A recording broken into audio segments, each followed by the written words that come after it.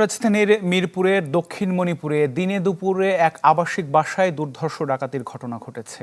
পিস্তল ও ধারালো অস্ত্র হাতে বাসায় ঢুকে ৭৯ বছর বয়সী এক বৃদ্ধা ও গৃহকর্মীকে হাত পা বেঁধে নৃশংস নির্যাতন চালায় ডাকাত দল। এ সময় প্রায় ১২ ভরির স্বর্ণালংকার লুটে নিয়েছে ডাকাত দল। ভুক্তভোগী পরিবারের দাবি, ঘটনাটি পরিকল্পিত। রাজধানীর মিরপুরের মণিপুর শুনশান আবাসিক এলাকায় মঙ্গলবার দিন দুপুরেই এই ভবনের দ্বিতীয় তলায় ঢুকে পড়ে ৫-৬ জনের ডাকাত দল, যাদের হাতে ছিল পিস্তল, চাকু আর ওয়াকিটকি।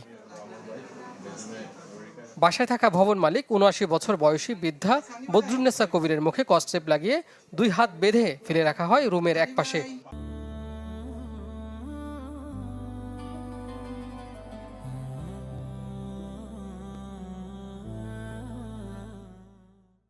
এক হাতে পিস্তল ছিল, পিস্তলের মতোই দেখলাম, আর এক হাতে চাক্কু, এত ধারালো একটা চাক্কু, এত বড়। বলছে এটা শেষ করে দেবো, খবরদার বেশি কথা বলবি না।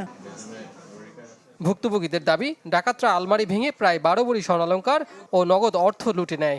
বাধা দিতে গেলে গৃহকর্মী শাহিদা বেগমের ওপর চলে অমানসিক নির্যাতন। শাহিদা বেগমের চোখে এখনো জমাট বাঁধা রক্ত, শরীরে আঘাতের চিহ্ন। স্যার বলছে, স্যার বলে স্যার কাজ হয়ে গেছে, এখন আমরা যাই। তাহলে কথা বলছে, হাতে কি ওয়াকিটকি? হ্যাঁ, ওই যে পুলিশ এরিয়া থাকে না, মাথায় বাড়ি দিছে, পরে এই ঘরে শোয়া বাইন্দা রাখছে, মুখে কাপড় ঢুকাই দিছে, দিয়ে তারপরে আমাকে অনেক মারছে, ওরা লাথি দিছে। পরিবারটির দাবি, ঘটনাটি পরিকল্পিত। ডাকাতির কিছুক্ষণ আগে মিটার দেখার নাম করে ২ ব্যক্তি বাসায় রেকি করে যায়।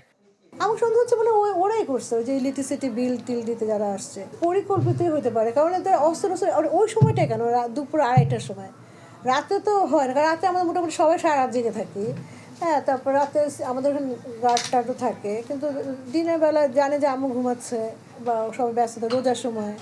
ঘটনার বিষয়ে জানতে মিরপুর মডেল থানায় গেলে পুলিশ জানায়, তদন্তের পর বিস্তারিত জানানো হবে। কাজী ফয়সাল, চ্যানেল 24, ঢাকা।